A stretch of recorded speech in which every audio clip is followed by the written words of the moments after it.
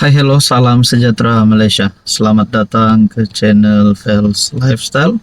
Terima kasih kerana terus setia dan terus bersama di dalam channel ini.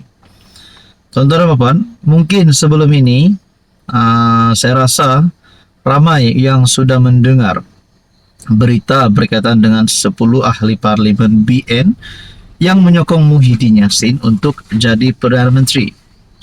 Cerita ini adalah pada PRU 15 yang lepas. Dan saya pun ada buat ulasan lah berkaitan dengan 10 MP BN ini yang menyokong Muhyiddin Yassin. Bahkan pengurusi Barisan Nasional Zahid Hamidi sendiri ada membuat kenyataan berkaitan dengan isu ini. Dan pada akhirnya saya telah mendapat banyak komen.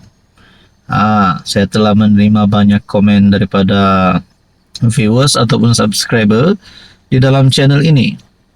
Ada yang berkata, jika benar, sila buat sidang media yang 10 tu dan keluar dari UMNO. Seterusnya, ada yang kata, ini cerita lucu. Ya, betul juga, memang lucu lah. Kalau kita dengar sekarang memang lucu. Sebab mana ada ahli parlimen BN hari ini yang menyokong Muhyiddin untuk jadi PM? Kalau ada, sudah pasti kita sudah mendengar 10 MP BN keluar parti, 10 MP BN menyatakan sokongan terhadap Muhyiddin Yassin. Dan seterusnya ada yang berkata, Perikatan Nasional PAS terbaik sekali untuk rakyat Malaysia. Nah, ini satu komen daripada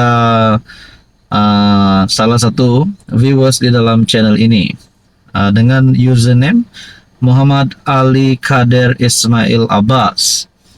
Dalam satu komen ini bagi saya satu komen yang pasti memberi tamparan padu untuk pembangkang. Berkata, Agong tak akan terima kerana satu dunia malu. Tukar-tukar 1 tahun atau 2 tahun, satu dunia malu politik Malaysia. Nah, menurut komen ini, mungkin maksudnya yang ingin disampaikan adalah, kenapa nak tukar-tukar kerajaan dan belum sampai satu penggal pun. Kita imbas kembali beberapa tahun kebelakangan ini, sudah ada 3 Perdana Menteri Malaysia yang bertukar-tukar, tidak sampai satu penggal pun. Bermula daripada 3 bekas Perdana Menteri ini, Ismail Sabri, Muhyiddin Yassin, dan pada akhirnya hari ini Anwar Ibrahim yang sekarang sedang memimpin Malaysia, kerajaan madani, kerajaan perpaduan. Mungkin maksud dari sini adalah beri peluang kepada Anwar untuk satu penggal, dan kita lihat apa yang akan berlaku pada penggal seterusnya. Ada yang berkata di sini, memang itulah yang terbaik. PMX tidak layak jadi PM. Muhyiddin Yassin okey jadi PM. Ini mungkin penyokong kepada Muhyiddin Yassin.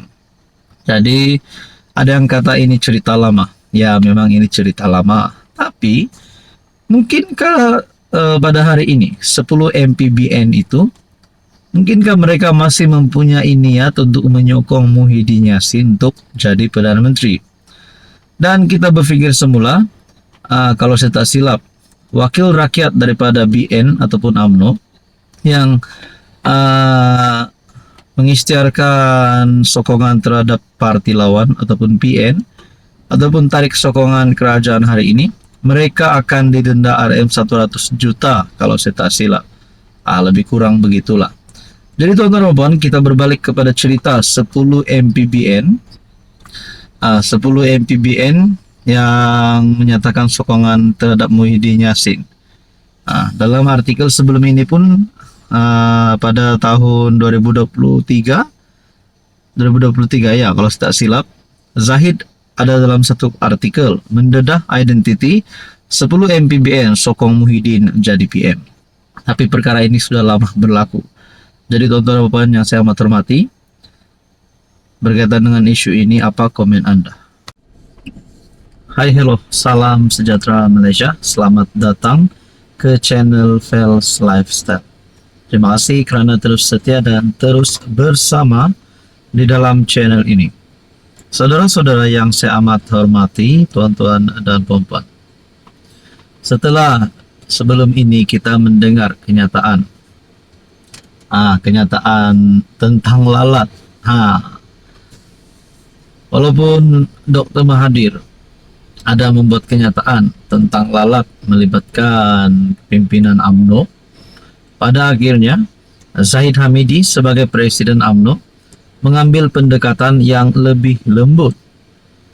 Zahid kata, hormat Tun kerana usia Tun Mahathir yang sudah terlalu tua.